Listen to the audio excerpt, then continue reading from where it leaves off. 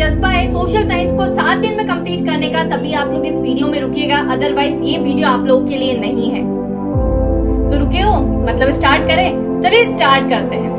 तो बच्चा पार्टी, आज मैं डिस्कस करने वाली हूँ सोशल साइंस का प्लेज, जिस टाइप से हम लोग ने साइंस का प्लेज डिस्कस किया था 7 डेज का।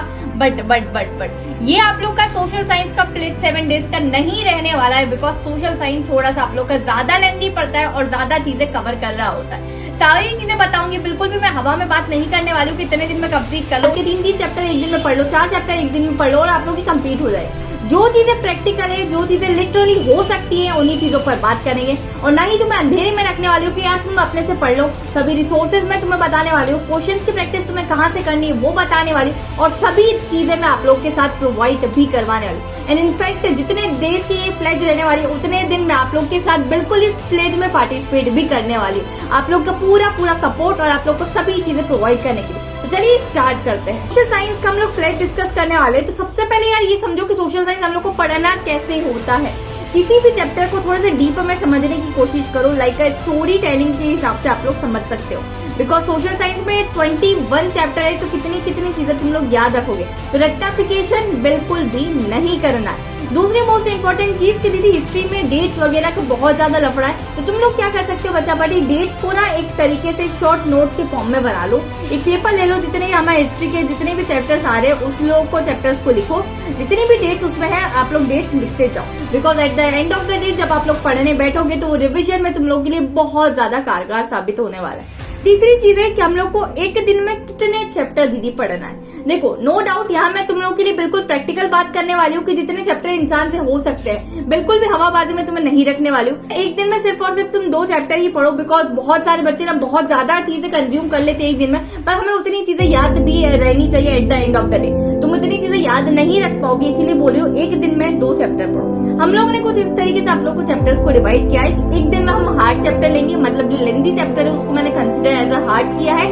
और जो एक दिन में जो छोटा सा चैप्टर होता है ना, जो जल्दी से कंप्लीट हो जाए, उसको हम लोग ने रखा है। तो चलो मैं तुम लोग को बताती हूँ कि कैसे कवर करना है। सो आर यू रेडी गाइस? जल्दी से कमेंट सेक्शन में जाके लिखो कि यस दीदी आई एक्सेप्ट द चैलेंज और I am ready now. Social science में कुल मिला के तुम्हारे पास 21 चैप्टर्स है। अब इन 21 चैप्टर्स को कितने दिन में तुम लोग को कंप्लीट करना है? तो ये प्लेज मेरी रहने वाली पूरे 11 डेज की। तो तुम लोग को 11 डेज में पूरा सोशल साइंस कंप्लीट करना है। तो are you ready guys? Let's begin. तो सबसे पहले हम लोग डे 1 की स्ट्रेटेजी देखते हैं। तो डे 1 में मैंने 2 चैप्टर्स आप लोग की डिवाइड किया है। सबसे पहले rise of nationalism in India, ये मुझे हार्ड और लेंथी चैप्टर लगता है तो मैंने इसको एक रखा है। साथ ही साथ एक मैंने हमेशा आसान चैप्टर रखा है। तुम लोग को स्ट्रेटेजी जैसे बताया कि एक आसान और एक आप लोग का थोड़ा हाथ बिल्कुल चैप्टर रखा है। तो forest and wild life resources आप लोग का डे 1 हो गया।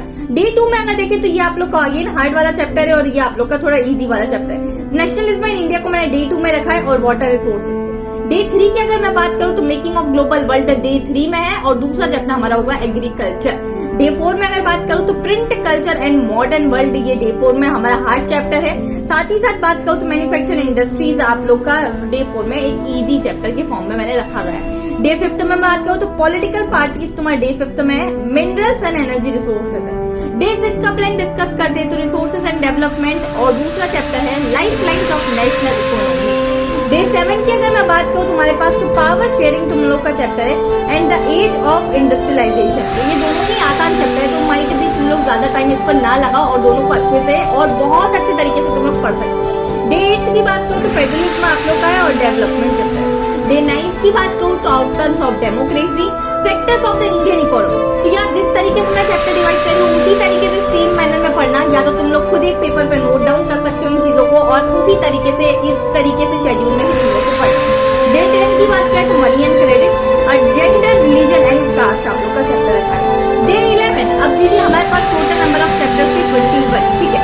तो अगर डे 10 तक बात करते हैं और अगर हम दिन में 2 चैप्टर्स ले रहे तो डे 10 तक में हमारे 20 चैप्टर्स कंप्लीट हो गए। डे 11 में सिर्फ और सिर्फ मैं तुम लोग का एक ही चैप्टर रखा है और वो मैंने रखा है ग्लोबलाइजेशन ऑफ इंडिया।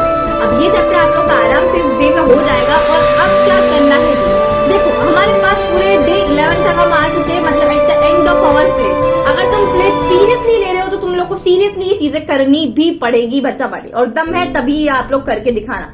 तो आप लोग को क्या करना है, ये आप लोग का सुबह में कंप्लीट हो जाएगा। तो आप लोग शाम में क्या कर सकते हैं, एक सैंपल पेपर कोई भी सॉल्व करो। सैंपल पेपर लगाओगे तो तुम्हें पता चलेगा कि जितने तुमने 21 चैप्टर्स पढ़े उसमें से तुम्हें कितनी चीजें समझ आई है और तुमसे कितना होते बन रहा है। 3 घंटे की अलार्म सेट करो, एक कोई भी सैंपल पेपर उठाओ और उसको पूरा एज ए एग्जामिनेशन के तौर पे सॉल्व कर देखो कि कितना तुमसे सॉल्व हो रहा है। सैंपल पेपर के लिए मैं आप लोग को एक बुक रिकमेंड कर देती हूँ कि यहाँ 36 सैंपल पेपर की एक बुक आती है आप लोग की ओसवाल गुरुकुल की तरफ से, तो आप लोग इसको भी रेफर कर सकते हैं। इसमें आप लोग के 36 सैंपल पेपर दिए गए और एक सबसे अच्छी बात ये कि आप लोग का कम में काम हो जाएगा, मतलब सभी आप लोग के सब्जेक्ट इसी में कवर हो रहे हैं। आप लोग को मल्टीपल बुक्स खरीदने की जरूरत नहीं है कि इंग्लिश के लिए एक अलग बुक लाओ, हिंदी के लिए लाओ, फिर सोशल साइंस, मैथ, साइंस, सभी 36 सैंपल पेपर इसी एक बुक में आप लोग के कवर हो रहे होंगे।